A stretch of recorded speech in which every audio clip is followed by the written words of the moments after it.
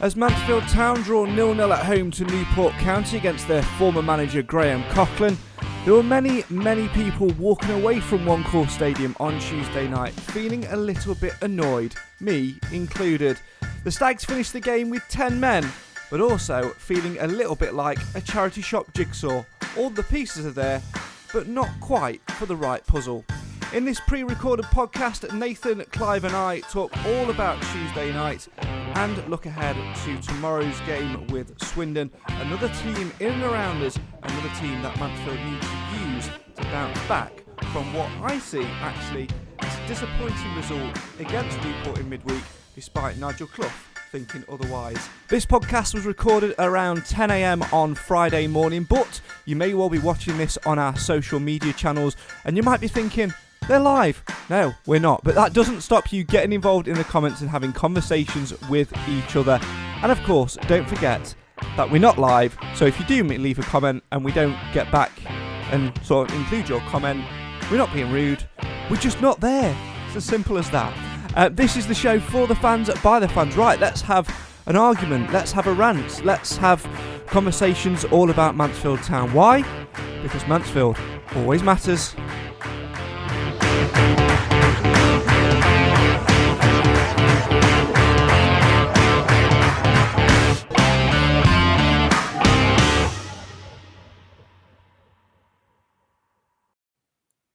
I almost want to say hello and good evening, but it's not. For us, it's good morning. But for you, it might be good evening or good afternoon or good middle of the night. That's the whole beauty of a podcast. You never know when you're going to be listening. So let's just go with a generic hello and welcome to the Mansfield Matters podcast, the show for the fans, by the fans. Why? Because Mansfield always matters. I think Nathan's just about got in his head that we will be live, but we're not live, sort of thing.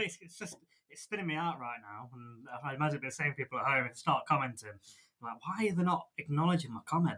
Yeah, that's why, because we're here, but we're not here. Yeah, we're here now, but we're not here now. If you're watching this, like in the car park at Nando's, you could see me walk past you in just a moment. Like, that's a very good point. Yes, it could happen. Cool. Although I have been to Nando's once this week, so can't really go again. Right, might just be me then. No, we'll go to. You can always squeeze another one in. I meant with Emma anyway, but if you want to. Oh right, whatever. Go on. I thought we were having. Oh no, all right, maybe not.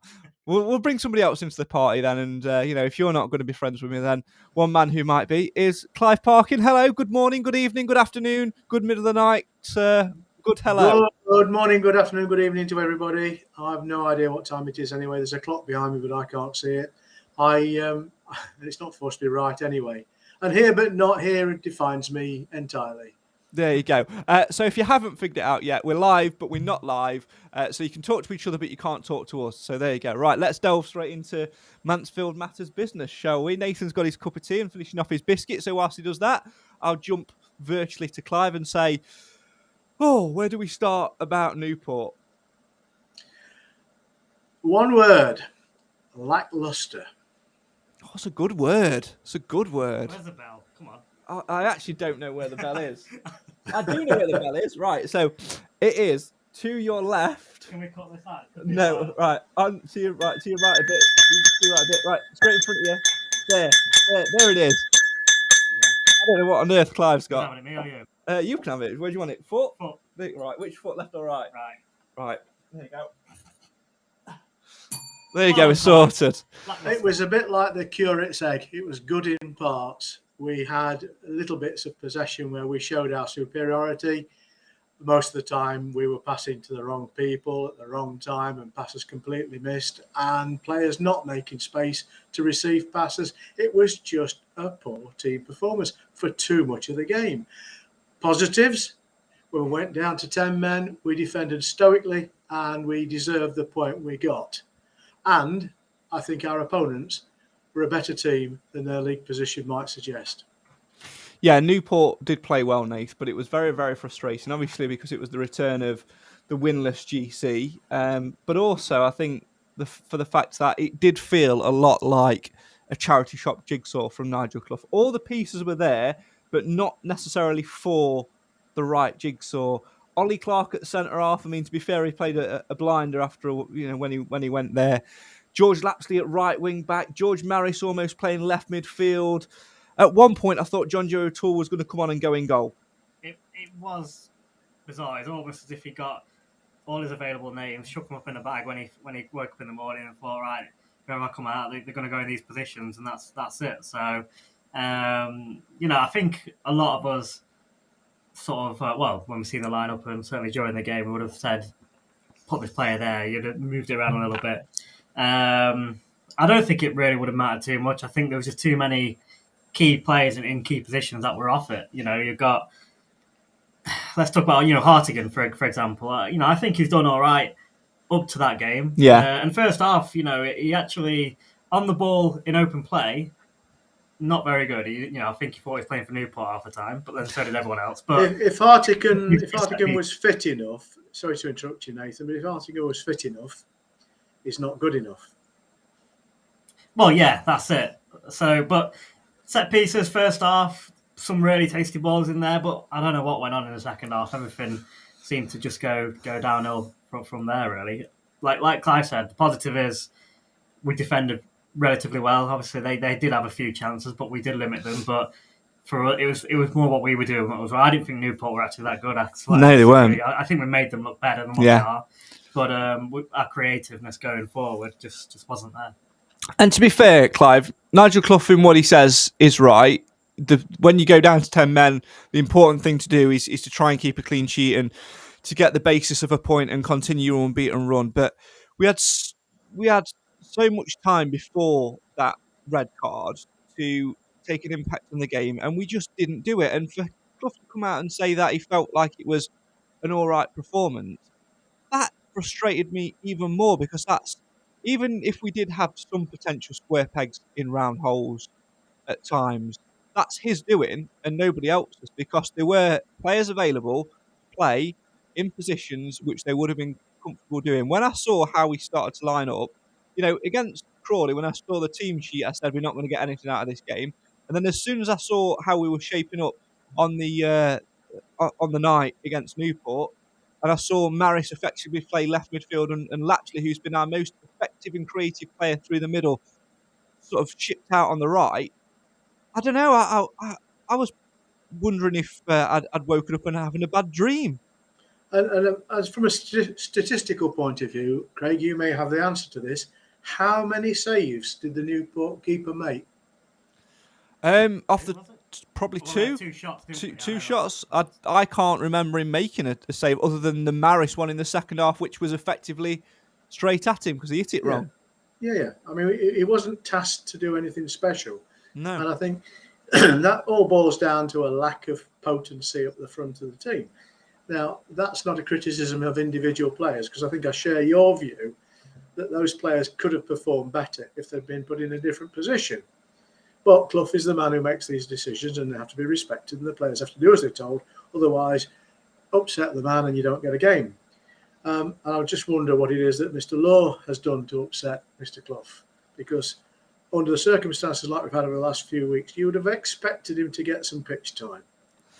I think that's where Clough, Nathan, will turn around and say, well, we don't need him because it's not that we don't need that position, even though he can play in more effective ones. But then he comes out after the game and goes, well, I took Hartigan off because he wasn't fit. Boateng was always going to come off because he wasn't fit. And like Clive says, you've got Law, who is fully fit, who's waiting and who's so eager to please. And every time he does start and come on the pitch, he does please. Is he given the wrong treat to Bobby? Has he come out and said he's more of a cat person? What's he done? I don't know, because from fans' perspective, we're seeing it a lot, aren't we? So the performances he has made recently, you kind of really want him to have a go in the team, especially whilst his confidence is up from what he has been doing. I kind of understand why he might struggle to get into the midfield area, because we've always said that's where we are most talented at the moment. But for me, on Tuesday night, it was Tuesday night, wasn't it? It was Tuesday night, yeah. Losing track. On Tuesday night, I would have put him in Macca's place, because we really missed him and Quinn, I think, together down that left side. I know they haven't quite hit the heights that they usually do, but when they're both out of the team, I think you see a difference. And I think, when Law first came in on the scene as a real youngster, that was his position. He was a sort of left wing back. So at least put somebody who's a little bit familiar there rather than doing what we're doing at the moment.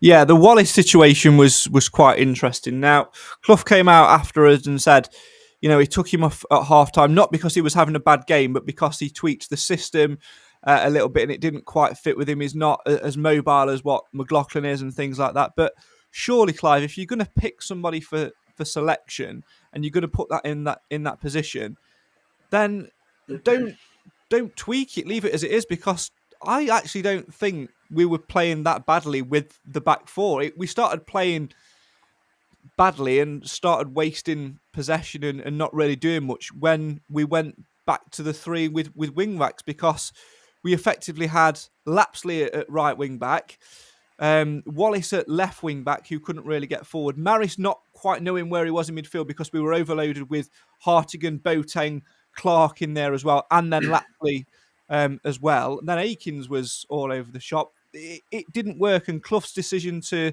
change it from the 4 back to the 3, for me, I think that's it. It's sort of, again, a little bit of throwing players under the bus. It exposed Wallace, and I think had he just kept with the back 4 and left him at left back and just got a little bit more support out wide, maybe with Law or somebody that's a little bit more natural on the left-hand side, I think would have been fine.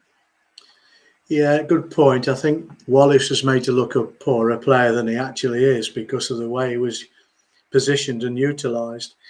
I think it's no good pulling too many loose threads on this team. It is a bit ramshackle. It demonstrates that whilst we talk about having a quality bench, we haven't got enough depth in key positions. Certainly, when Macca's not available, we don't have an adequate person to put in there according to the way that the club selects the team anyway. And I think other teams must smile when they see our back 4 containing 3 strikers. It must be a real conundrum for the visiting spies when they see this and wonder what the hell it's all about. But having said that, the back line, by and large, isn't the issue, is it? It's what happens in front of it. We've got arguably, and I certainly believe it to be the case, the best bunch of midfield players in this division. When they're all fit and they're all playing in the right positions, they're a force. And we get a goal out of them just about every game. They weren't playing in the right positions on Tuesday, whatever the reasons. I don't pretend to be a better manager than Clough. He alone has to take that glory. I don't know whether he picked the right team or not, in fairness. It didn't look or feel right, and certainly there wasn't a great deal of fizz and pop. Yeah, I think that's a good analogy to use, fizz and pop. It was like tasting flat cola at times, Nath. The taste was sort of there, but it wasn't quite right. But I want to go back to a point there about the depth. I slightly disagree. I think we do have the depth. I just think we lack depth in one position, and that is left back. I feel like we've been saying this every season, to be honest. Even when Mal Benning was here, comeback Mal all is forgiven. We've never had anybody really in backup for that position for one reason or another. So it's one of the things that's been highlighted. And now Macca is, like I said, so far this season, he's not been on his form that he usually is, so like he was last season. But at least he was still doing a job. And I think now he's out of the picture at the moment. I think you're seeing how valuable he actually is to the team. So we've got to find a solution for that, whether it's change of shape, because we haven't got the personnel to do it. That's a task for Clough to figure out, isn't it? But I don't think Wallace is necessarily the answer. No, and I think perhaps Clive, he was slightly hindered by not having Mr. Harbottle available, because when we have gone to a back 4 and he's been available, he's been the one that slots there, or even Hewitt. I think he still had options on Tuesday night. I just think he used the wrong ones. But I think more importantly, he got thrown under the bus a little bit on Saturday. He's been exposed a couple of times as a young player that's still learning and still sort of figuring out his position in his trade. But I felt we actually did miss the influence of Riley Harbottle on Tuesday night. Yeah, I mean, he is a young player. He's going to keep making mistakes. That's part of growing into his trade. but we do miss him. He brings to our defensive lineup some mobility, badly needed mobility as well, because some of the other players who defend our team have key strengths, but one of their weaknesses tends to be a lack of mobility, especially when the ball goes past them. And that was evidenced by the sending off effectively, because a mistake allowed the player through. And having already had a booking, Perch had very little choice but to bring the lad down because he'd lost him. And it was a goal scoring opportunity there. Absolutely the right decision to send him off. I thought the first booking was a bit soft, by the way, but it was a booking though. Yeah, these things happen, and you can have no complaints about him being sent off. But yes, to go back to the point, Harbottle I think is a really key ingredient in our progress this season. And while ever he's fit, he should be chosen, in my opinion. And he brings youth and quickness that otherwise wouldn't be there.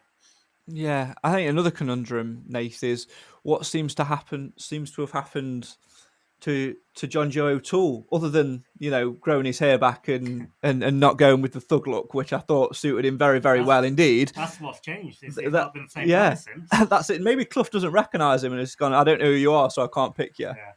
Yeah.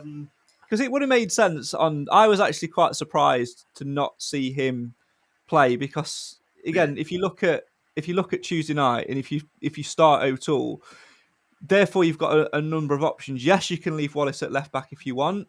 You can push Hewitt there and put Perch to right back, where of course he's played at the very, very top level, the Premier League. And the options are there, but he benches him, and effectively, I think it sort of leaves a little bit of loose elastic. It's really hard, because it all just seems messy, doesn't it? About when you look at the team selection Tuesday night.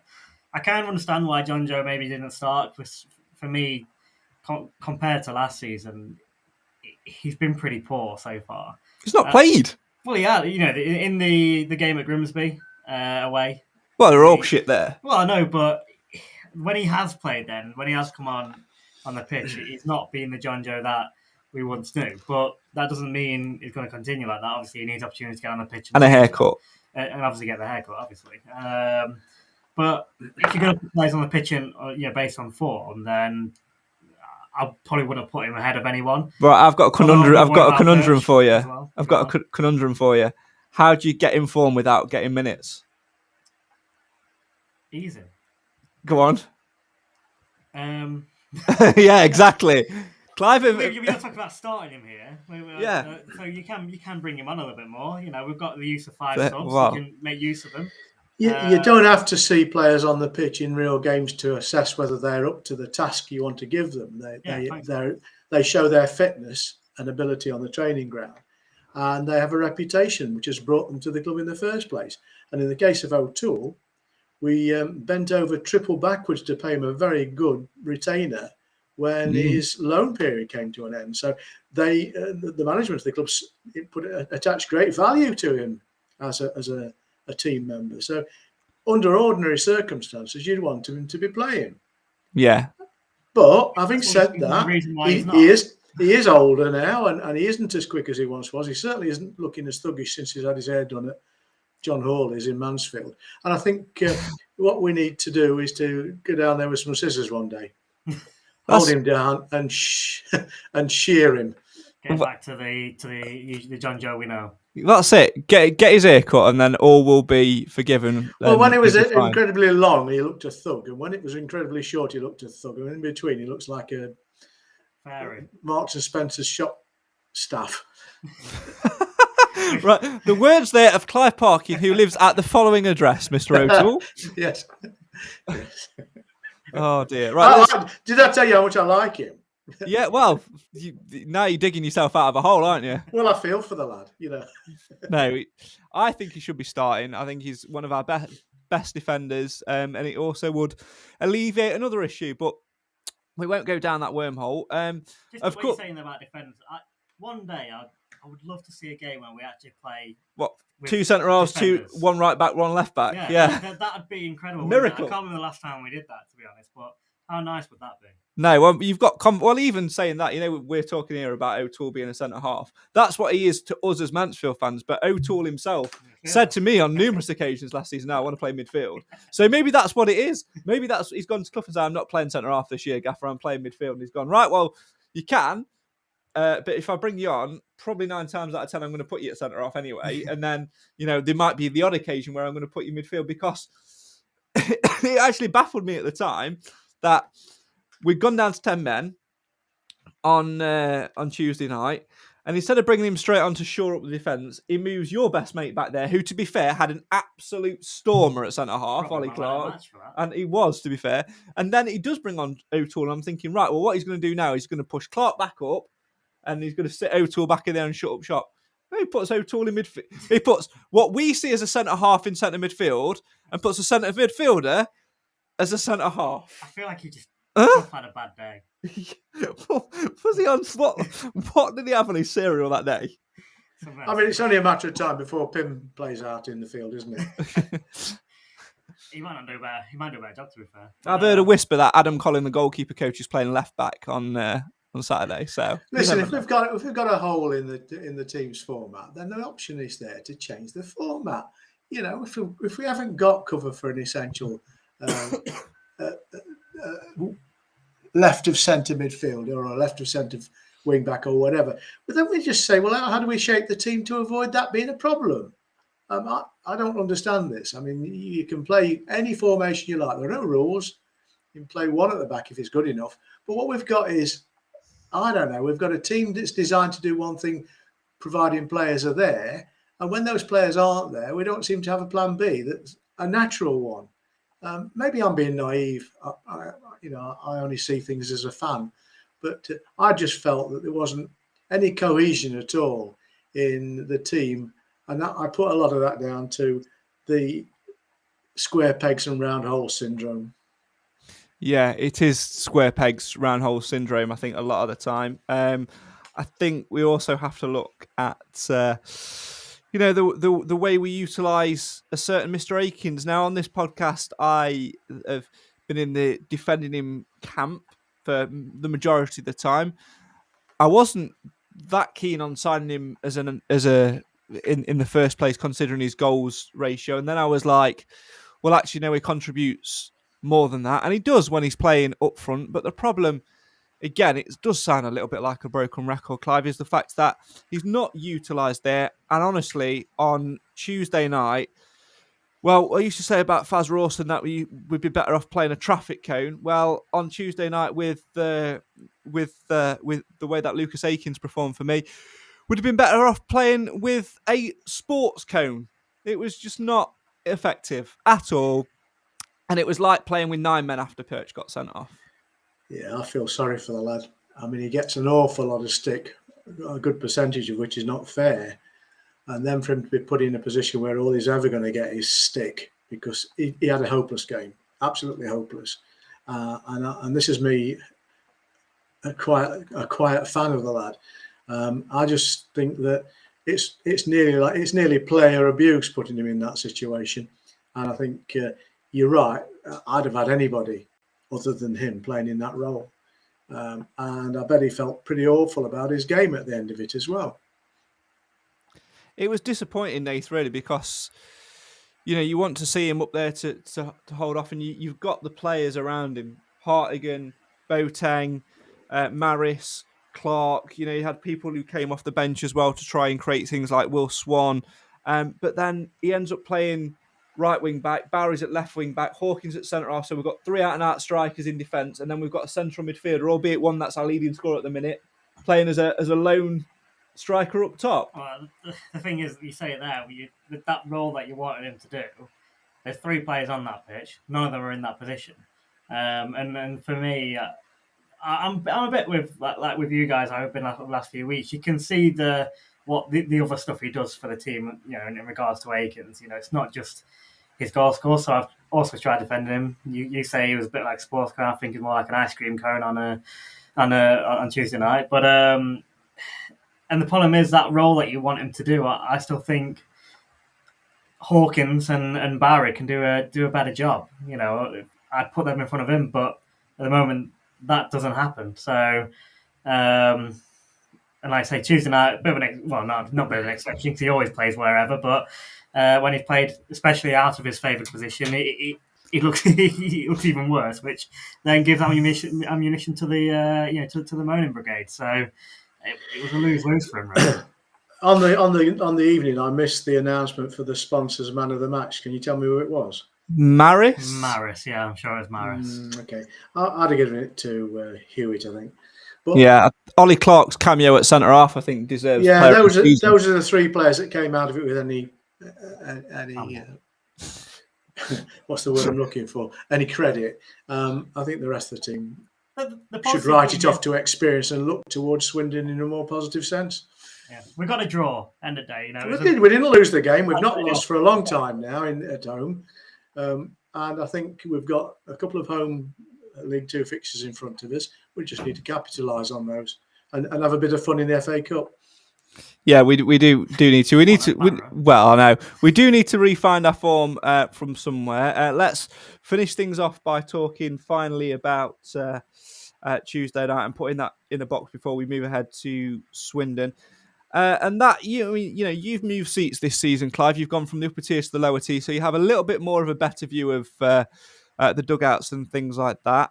I'll go through some of Clough's reasons for taking some players off shortly, but for the second home game running, a substitution is made and the player coming off has a nasty reaction towards the management staff. Anthony Hartigan's reaction did not fill me with any sort of positive feeling whatsoever. It put something in my brain of something's not quite right there. Did you see it? I did. And if that is a genuine reaction on the match, you would write it off. In fact, if you're the manager and you think you've done the right thing, the player's out of order, you fine him and move on. But if it's a signal that there's a bit of unrest in the changing room, then there's a real cause for concern. No other players are giving me that negative body language, I have to say, so I'm not too worried at this point. Yeah, it's I don't know. There is something there, Nath, for me that could potentially turn into an issue. I understand why he took him off, but Clough said Boateng's coming back from injury, so he wasn't fully fit. Hartigan, again, not fully fit. Will Swan, not fully fit. Things like that. There's more of a concern for me, not overreaction, but actually about how we are, where we are on the percentage scale of how fit and how ready our squad is. Yes, but you can sort of look at it in a different light. That we have had players out for a while. They at least they are back on the pitch and they're building up those minutes now. And if you think, we all know every team at some point hits a rough patch and a rocky patch. We had at the start of the season, that was more than a rocky patch. That was we was on oblivion for a while. But we're in a sticky patch right now. We've obviously lost at Crawley, which was a massive disappointment. But then we get a draw. Yes, the performance was woeful compared to what we expect, but we still come out with a draw against Newport, who are usually up there. So if we're in our sticky patch, at least we're picking up points.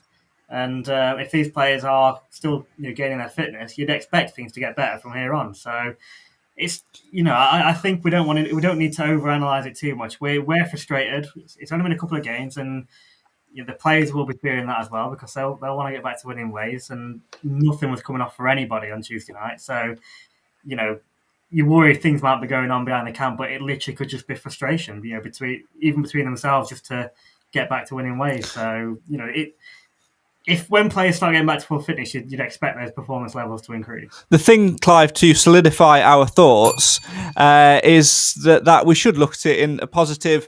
Clean sheet, continued our unbeaten home run, stopped 2 back-to-back defeats. As frustrated as we are that we didn't go on and win the game, there are 3 points there which shouldn't be forgotten.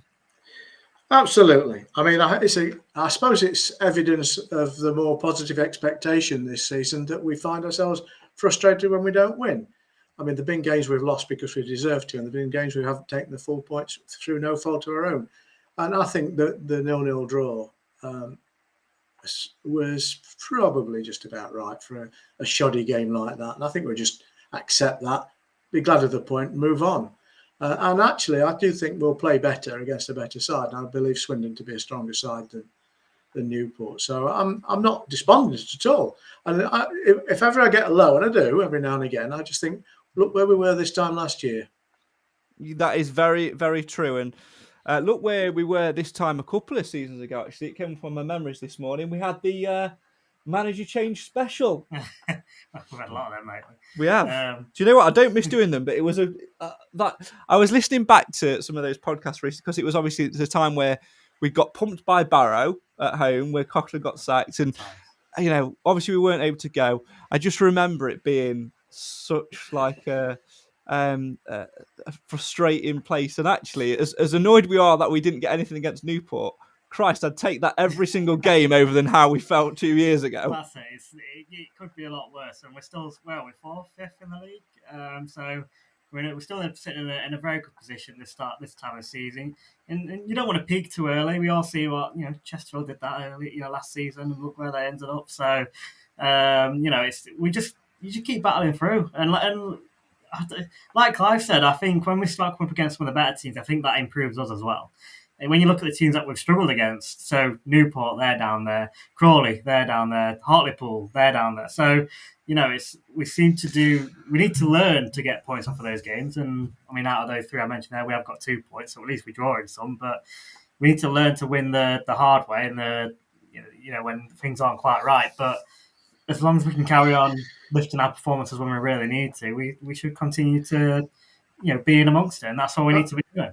And I think we as a representation of fans shouldn't be hypercritical. We're not here to slag them off. We are. No, we're not. We can be critical. We are. We can be constructively critical, and we can be critical friends. I think just to slag off is the 1 or 2 people on Facebook who are really good at that. I don't want to be. I have no aspiration to be one of them. But where we are is we're supporters, and we that means you do everything with your heart, not with your head. And sometimes we react in a way that, on reflection, you'd think perhaps I did overreact a little bit to that situation. Anyway, that's me being a philosopher for the morning. I think I'm now looking for other positives, and I guess we've got the mighty Quinn back available for Saturday. Is Harbottle recovered from his knock? We have some people available that we didn't have on Tuesday night. So let's take the positives. Let's accept we kept a clean sheet. We defended stoically, and I think if we can apply that on Saturday, I want to reverse my forecast that I made after the game on Tuesday. Can I ask, have you learnt a new word this week? What, stoically? Yeah, it's the 3rd time you've used it in the podcast. I've never heard you use it before. Well, I thought you deserved it. Thanks. Right, let's move on. I don't understand it, but there you go. Let's move on. Let's talk all things Swindon. I've written down whilst you two were talking 2 teams. One's a little bit tongue-in-cheek. One is what I would go with. It's on the basis that obviously Perch is suspended. Obviously McLaughlin is doubtful and therefore probably won't play. And of course that Harbottle is still missing. So there are those 3 considerations to take into place. This is the team that I would go with. Both, incidentally, are with a back 3, mainly because we don't have an out-and-out left back. So I'm going with that. The team that I would go with is Pim in goal, obviously, because it's CP, and we all know that CP is the best goalkeeper, don't we, Nate? No, we don't. Yeah, we do. A back 3 of Elliot Hewitt, Ollie Hawkins, and John Joe O'Toole. Kellen Gordon, right wing back. Jason Law, left wing back. Deep line midfielders of Ollie Clark and George Maris, with George Lapsley in behind Jordan Bowery and Will Swan. Thoughts on that, Clive? That's my selection. Yeah, I'd go along with that. I'd be happy with that. Nath? Yeah, I'd agree. And you'll be dropping Harbottle there. Sorry, not Harbottle there, Boateng. But purposely, what a player to bring on. Yeah, exactly. For that reason, didn't make much of a contribution on Tuesday, did he? To be fair, I don't know. Yeah. First half, he was picking out some very good passes and doing some sort of play that you think he's going to be a real quality player. Yeah, it shows it. Shame nobody else knew that we were doing that. Shame nobody else could.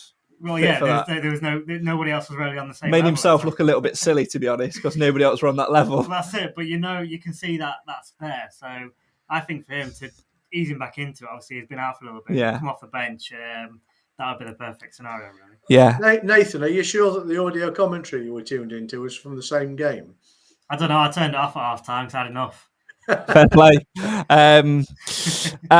That was my selection. So a reminder: Pym, Hewitt, O'Toole, Hawkins, Gordon, Clark, Maris, Law, Lapsley, Bowery, Swan. Here's what Nigel Clough probably will go with. In goal, Will Swan. No, Pym in goal. Akins. Pym in goal. A back three of Hewitt, Hawkins, Clark. I would not be surprised to see Ollie Clark play centre half. Just saying. Akins at right wing back, Bowery at left wing back, Maris, Hartigan, Quinn as a midfield three, Lapsley and Swan as the forward two. And to be honest, as I'm saying that, bearing in mind those 3 points that I mentioned earlier, I don't think you'd be too surprised by that either, would you, Clive, if you saw that? Nothing that we now have ever surprises me. I think we have tongue in cheek about people being played in the wrong positions. Clough doesn't see it the same way. He recruits specifically players who can play anywhere, in his opinion. And I think it wouldn't surprise me if to use Nathan's phrase, I think earlier was like we put all the team names in a bag and shook it up. They probably would have performed better had that been the case Tuesday. So you might be right. That might be Clough's choice, or it might be a combination of the two.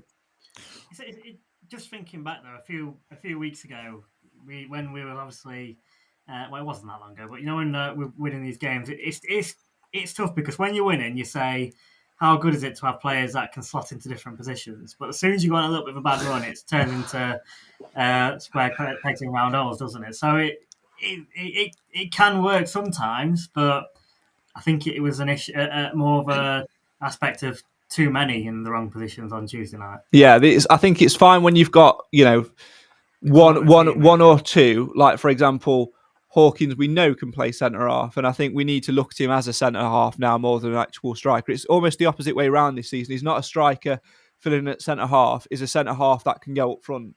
That's one anomaly, and then I think that's fine. And then maybe if you've got one more, like potentially Bowery, but when you've got 3 or 4, like for example, the prime, there was a prime point in that game against Newport where you had 3 strikers in defence, a centre midfielder in defence, and a centre mid up front, and a centre half in midfield.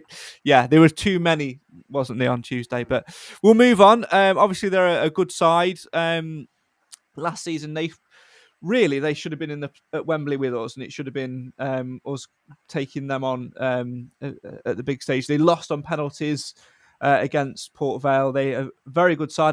Believe they've changed the manager. They've added a couple of players, but they're in and around it again.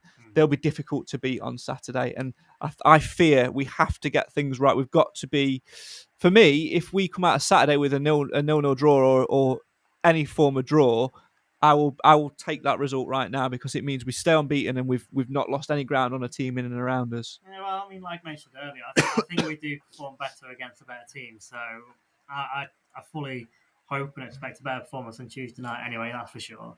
We've got a good record against Swindon at home as well. Away, not so much, but at home we've not done too bad against them in previous years, and I'm a bit superstitious. I think that stands for something. So hopefully we just come out and we've got to put the last couple of games behind us. I know it's easier said than done, but we've just got to come out with a sort of fresh look about us, a bit of a change, and go out there with a bit of energy and get back to where we were 3 or 4 games ago. Well, both Alan and Cam, who obviously aren't with us on this pre-recorded podcast, we are now 35 minutes into it, and you might be thinking in the comments when you're watching this live, why haven't they replied to me? We told you at the top of the show.